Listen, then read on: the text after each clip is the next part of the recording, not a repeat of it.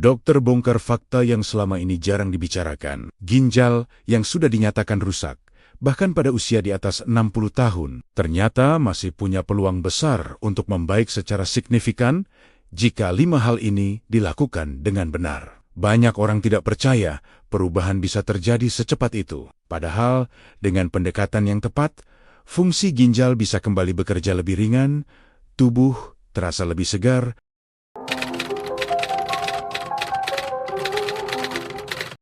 dan keluhan cepat lelah perlahan menghilang. Bagaimana mungkin sesuatu yang dianggap sepele dalam keseharian justru bisa membuat kondisi ginjal yang sudah lemah menjadi lebih stabil dan terasa membaik? Banyak pasien berkata kepada saya, "Dok, saya sudah minum obat rutin, sudah jaga makan, tapi kok badan tetap lemas, kaki bengkak, dan hasil lab tidak banyak berubah?" Keluhan ini sangat sering saya dengar, terutama dari para lansia yang sudah berjuang bertahun-tahun. Dan jawaban saya selalu sama. Bukan karena ginjal tidak bisa pulih, tetapi karena caranya belum tepat. Hari ini, saya akan bongkar satu persatu rahasia penting yang sering diabaikan. Padahal, justru menentukan arah pemulihan ginjal. Assalamualaikum warahmatullahi wabarakatuh. Apa kabar Bapak dan Ibu semua? Para pejuang kesehatan yang saya cintai, semoga hari ini tubuh terasa lebih ringan, napas lebih lega, dan hati dipenuhi ketenangan, dimanapun Bapak dan Ibu berada. Di kampung yang masih sejuk, di kota yang sibuk, atau di rumah sederhana penuh doa, semoga Allah Subhanahu wa Ta'ala senantiasa melindungi dan memberi keberkahan dalam setiap langkah kita. Saya tahu, banyak di antara Bapak dan Ibu yang sedang berjuang dengan kondisi ginjal. Ada yang baru mengetahui hasil pemeriksaan, ada yang sudah bertahan-tahan minum obat, bahkan ada yang mulai takut membayangkan masa depan. Di sini kita belajar bersama, tanpa menghakimi, tanpa menakut-nakuti, hanya berbagi ikhtiar yang benar dan menenangkan. Seperti biasa, sebelum saya membongkar rahasia penting ini dengan lebih rinci, saya mohon dengan penuh hormat agar Bapak dan Ibu menekan tombol suka dan berlangganan agar tidak ketinggalan pembahasan kesehatan lansia berikutnya. Silakan ketik angka 1 di kolom komentar. Lalu sebutkan asal kota atau daerah Bapak dan Ibu. Saya ingin menyapa dan mendoakan Bapak dan Ibu satu persatu. Sebelum kita masuk ke pembahasan utama, saya ingin berbagi kisah seorang pasien yang sampai hari ini masih sangat saya ingat. Suatu sore, suasana ruang praktik terasa tenang. Seorang bapak lansia masuk dengan langkah pelan dan napas yang tampak tertahan. Bahunya sedikit membungkuk, wajahnya pucat, dan kedua kakinya terlihat agak bengkak. Namanya Pak Sumarno, usia 69 tahun, berasal dari Klaten. Saya persilakan beliau duduk, dan saya berikan segelas air hangat agar tubuhnya lebih rileks. Setelah beberapa saat, beliau mulai bercerita dengan suara lirih. Sudah lebih dari 5 tahun, ia divonis mengalami gangguan ginjal. Obat tidak pernah putus. Pantangan makanan ia patuhi, tetapi tubuhnya justru terasa semakin lemah. Jalan sebentar saja membuat pinggang terasa berat. Malam hari sering terbangun karena ingin buang air kecil, dan pagi hari bangun dengan badan seperti belum beristirahat. Dengan mata berkosyek-koka, beliau berkata, "Dok, saya ini sudah pasrah. Saya takut ginjal saya benar-benar habis." Kalimat itu membuat suasana ruangan terasa hening. Bukan karena sakitnya saja, tetapi karena lelahnya perjuangan yang ia jalani selama ini. Saya lalu meminta beliau menceritakan kebiasaan hariannya. Apa yang ia minum sejak pagi, bagaimana pola makannya, dan bagaimana cara ia mengonsumsi obat. Dari cerita itulah saya mulai melihat pola yang sering sekali terjadi pada banyak lansia. Bukan karena mereka lalai, tetapi karena selama ini tidak pernah dijelaskan dengan bahasa yang sederhana dan utuh. Di titik itulah saya berkata kepada beliau, kita tidak akan langsung bicara soal hasil lab atau angka-angka. Kita mulai dari hal yang paling mendasar dan sering dianggap sepele. Dari kebiasaan kecil yang ternyata memberi beban besar pada ginjal. Dan dari perubahan sederhana yang justru bisa membuat ginjal bekerja jauh lebih ringan. Nah, dari kisah inilah kita akan mulai masuk ke pembahasan utama. Ada beberapa langkah penting yang perlu dipahami lebih dulu. Sebelum kita membahas satu persatu, cara yang benar untuk membantu ginjal agar kembali lebih stabil.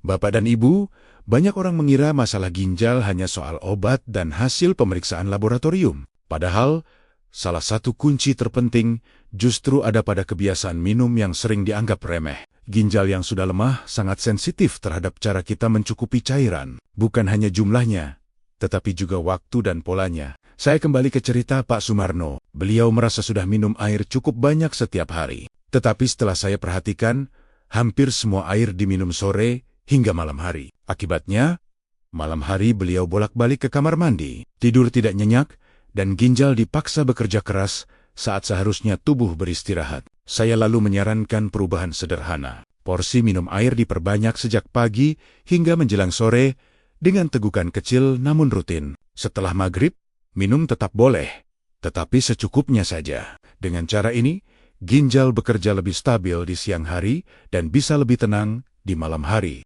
Dalam beberapa minggu, perubahan kecil ini memberi dampak besar. Tidurnya lebih nyenyak, kaki tidak terlalu bengkak saat bangun pagi, dan badan terasa lebih ringan. Ini menunjukkan bahwa ginjal bukan hanya butuh air, tetapi butuh pola yang benar agar tidak kelelahan. Bapak dan Ibu yang sedang menyimak, silakan tuliskan angka 1 di kolom komentar jika selama ini masih sering minum banyak justru di malam hari. Kita belajar bersama, tanpa merasa disalahkan, agar ginjal bisa bekerja lebih bersahabat setiap hari. Bapak dan Ibu, banyak pasien ginjal berkata kepada saya, "Dok, saya sudah tidak pakai garam sama sekali." Tetapi saat kita telusuri lebih dalam, ternyata sumber garam terbesar justru bukan dari sendok garam di dapur, melainkan dari rasa asin tersembunyi dalam makanan sehari-hari. Saya pernah menangani seorang ibu bernama Bu Siti, usia 65 tahun, dari Magelang. Beliau tidak pernah menambahkan garam saat memasak. Namun hampir setiap hari, beliau mengonsumsi lauk sederhana seperti ikan asin kecil, kerupuk, sambal kemasan, dan kecap dalam jumlah yang menurut beliau sangat wajar. Tubuhnya sering bengkak, tekanan darah sulit stabil, dan hasil pemeriksaan ginjal cenderung naik turun. Saya jelaskan pelan-pelan bahwa ginjal yang lemah harus bekerja ekstra keras untuk membuang kelebihan natrium. Ketika natrium menumpuk, air tertahan di dalam tubuh, kaki menjadi bengkak, wajah terasa berat, dan tekanan darah mudah naik. Inilah yang membuat ginjal semakin tertekan, meski kita merasa sudah makan sederhana. Saya menyarankan Bu Siti untuk mulai mengenali rasa alami makanan. Garam tidak dihilangkan total, tetapi dikurangi perlahan. Lauk asin diganti dengan lauk segar yang dibumbui ringan. Sambal kemasan dibatasi, dan kecap cukup diteteskan, bukan disiram. Awalnya terasa hambar, tetapi dalam 2 minggu, lidah mulai beradaptasi. Hasilnya terasa jelas. Bengkak berkurang, badan terasa lebih enteng, dan tekanan darah lebih stabil. Ini bukan soal menyiksa diri, tetapi memberi kesempatan ginjal untuk bernapas lebih lega. Bapak dan Ibu, jika selama ini masih sering mengonsumsi makanan yang terasa asin tanpa sadar, silakan tuliskan angka 2 di kolom komentar. Dengan menyadari langkah kecil ini, kita sudah membantu ginjal bekerja jauh lebih ringan. Bapak dan Ibu, ini bagian yang sering sekali disalahpahami. Banyak orang berpikir semakin banyak makan protein, tubuh akan semakin kuat. Padahal, pada kondisi ginjal yang sudah menurun, protein justru harus diatur dengan sangat bijak. Bukan berarti dilarang, tetapi disesuaikan agar ginjal tidak kewalahan membuang sisa metabolisme protein. Saya pernah menangani Pak Wiryo, usia 71 tahun, dari Sragen. Beliau rajin makan lauk berprotein tinggi setiap kali makan, pagi, siang, dan malam. Alasannya sederhana, agar tidak lemas dan supaya otot tidak mengecil. Namun hasil pemeriksaan menunjukkan fungsi ginjalnya justru makin menurun dan tubuhnya sering terasa mual serta cepat capek. Saya jelaskan bahwa ginjal yang lemah seperti mesin tua. Jika dipaksa bekerja terlalu berat, kerusakan justru akan semakin cepat. Protein tetap dibutuhkan, tetapi porsinya dibagi dan dipilih dengan tepat. Saya sarankan beliau tidak menumpuk protein dalam satu waktu, serta memilih sumber protein yang lebih ramah seperti tempe, tahu, ikan segar, atau telur dalam jumlah terbatas sesuai anjuran. Selain itu, saya minta beliau memperbanyak sayur rendah kalium dan cukup karbohidrat, agar tubuh tidak mengambil energi dari protein secara berlebihan. Dengan pengaturan ini, ginjal bekerja lebih tenang, mual berkurang, dan tenaga justru terasa lebih stabil sepanjang hari. Dalam 1 bulan, Pak Wiryo merasa perubahan yang nyata. Badannya tidak lagi terasa berat setelah makan. dan rasa lelah berkurang. Ini bukti bahwa mengatur protein bukan membuat tubuh lemah, tetapi justru membantu ginjal dan tubuh bekerja lebih seimbang. Bapak dan Ibu, jika selama ini masih sering merasa takut lemas sehingga menambah lauk protein berlebihan, silakan tuliskan angka 3 di kolom komentar. Kita sama-sama belajar menempatkan protein di posisi yang benar untuk kesehatan ginjal.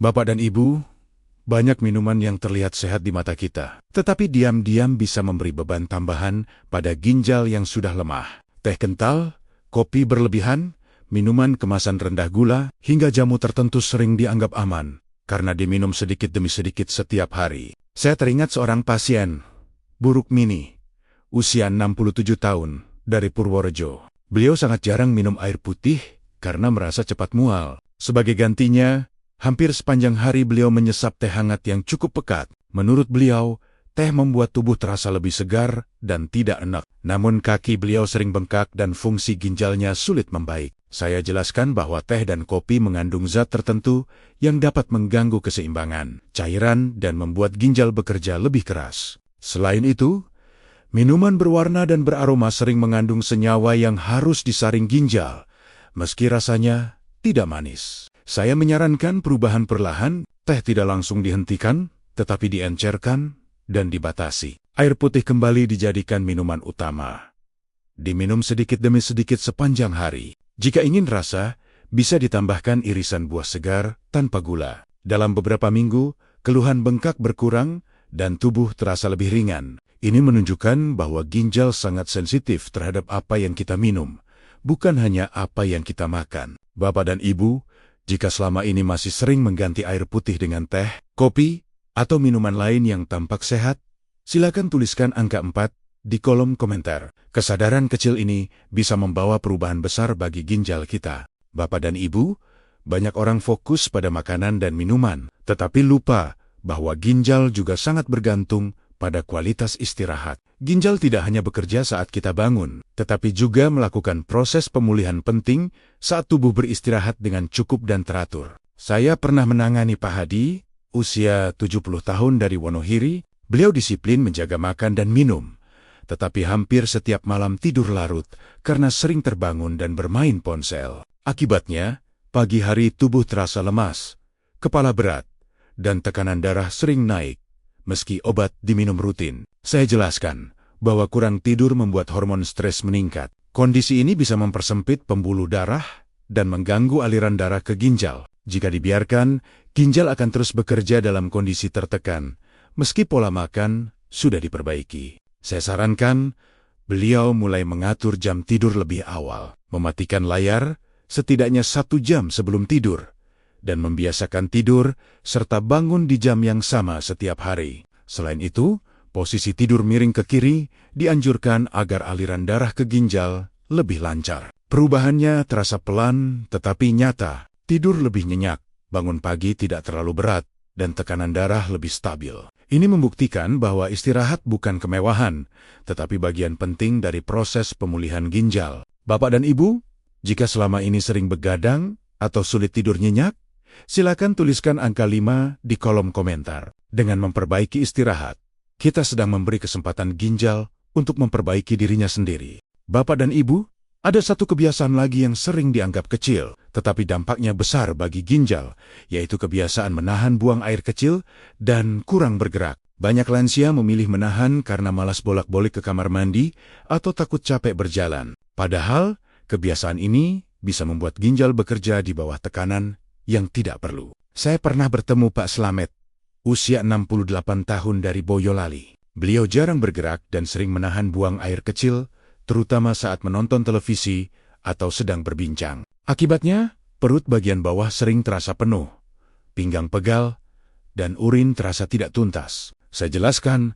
bahwa menahan buang air kecil terlalu lama dapat meningkatkan tekanan di saluran kemih dan memberi beban tambahan pada ginjal. Selain itu, tubuh yang jarang bergerak membuat aliran darah tidak optimal, termasuk ke ginjal. Saya sarankan perubahan sederhana. Jangan menahan jika sudah terasa ingin buang air kecil. Bangun dan berjalan ringan setiap 1 hingga 2 jam.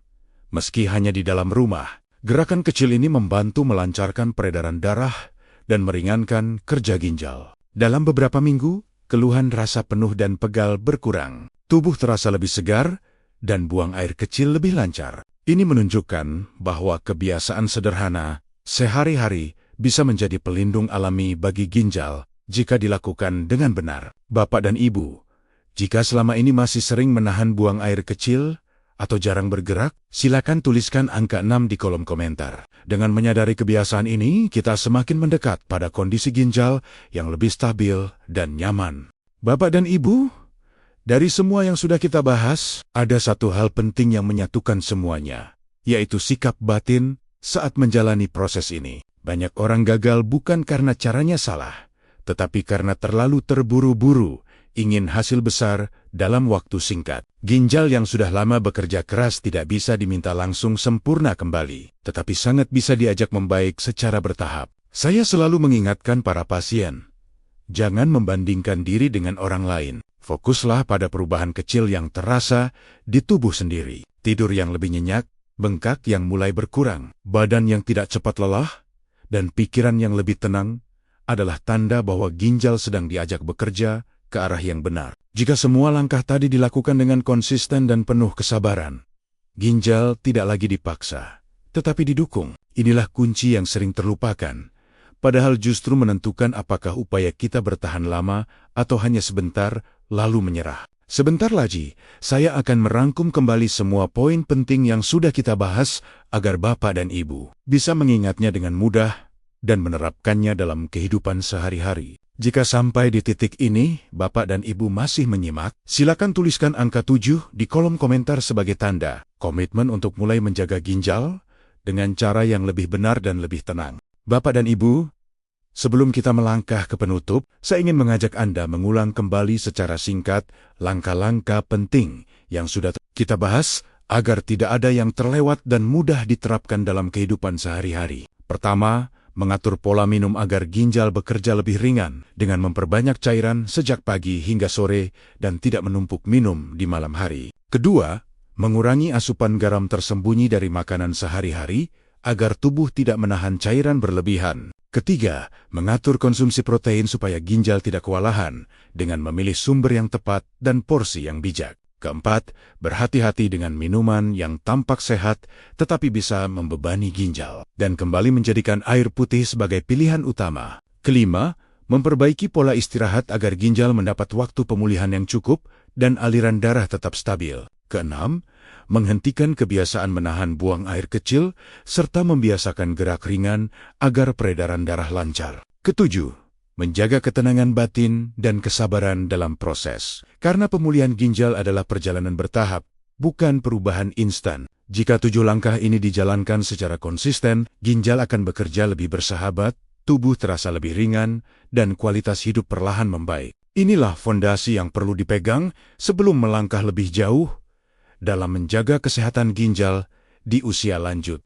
Bapak dan Ibu, ada hal yang sangat penting untuk dipahami agar niat baik kita tidak justru membawa masalah baru. Perbaikan kondisi ginjal tidak pernah bersifat instan. Jangan berharap perubahan besar hanya dalam hitungan hari. Ginjal membutuhkan waktu untuk menyesuaikan diri setelah bertahan-tahan bekerja di bawah tekanan. Tanda-tanda kecil seperti tidur lebih nyenyak, bengkak yang berkurang, dan badan yang terasa lebih enteng sudah merupakan kemajuan yang patut disyukuri. Selain itu, hindari kebiasaan ekstrem. Jangan langsung menghentikan obat tanpa arahan tenaga kesehatan. Jangan pula menghilangkan semua jenis makanan secara drastis karena takut ginjal semakin rusak. Langkah seperti minum ramuan sembarangan, suplemen berlebihan, atau mengikuti saran yang belum jelas sumbernya justru bisa memperparah kondisi ginjal. Perlu diingat, setiap orang memiliki kondisi ginjal yang berbeda. Apa yang cocok untuk satu orang belum tentu sama untuk orang lain. Karena itu, dengarkan tubuh sendiri dan lakukan perubahan secara bertahap dan masuk akal. Dengan memahami peringatan ini, Bapak dan Ibu tidak hanya berusaha sembuh, tetapi juga melindungi ginjal dari kesalahan yang sering terjadi karena tergesa-gesa. Bapak dan Ibu yang saya hormati, menjaga ginjal di usia lanjut bukan tentang ketakutan, tetapi tentang harapan dan ikhtiar yang benar. Selama kita mau belajar, mau berubah pelan-pelan, dan mau konsisten, selalu ada peluang untuk hidup yang lebih nyaman dan bermakna. Saya percaya, setiap bapak dan ibu di sini punya cerita perjuangan masing-masing. Ada yang baru mulai menjaga ginjal, ada yang sudah bertahan-tahan berjuang, dan ada pula yang sedang mendampingi pasangan atau orang tua tercinta. Semua cerita itu berharga dan bisa menjadi penguat bagi yang lain. Silakan bagikan pengalaman bapak dan ibu di kolom komentar. Apa keluhan yang paling sering dirasakan? Atau perubahan kecil apa yang sudah mulai terasa setelah mencoba memperbaiki pola hidup? Dengan berbagi, kita saling menguatkan dan saling mendoakan. Jika pembahasan ini terasa bermanfaat, mohon bantu sebarkan kepada keluarga, tetangga, atau sahabat yang sedang berjuang dengan masalah ginjal. Semoga apa yang kita pelajari hari ini menjadi amal kebaikan dan jalan menuju kesehatan yang lebih baik. Terima kasih sudah menyimak sampai akhir. Semoga Allah Subhanahu wa Ta'ala senantiasa memberi kita kesehatan, kekuatan, dan ketenangan. Waalaikumsalam warahmatullahi wabarakatuh.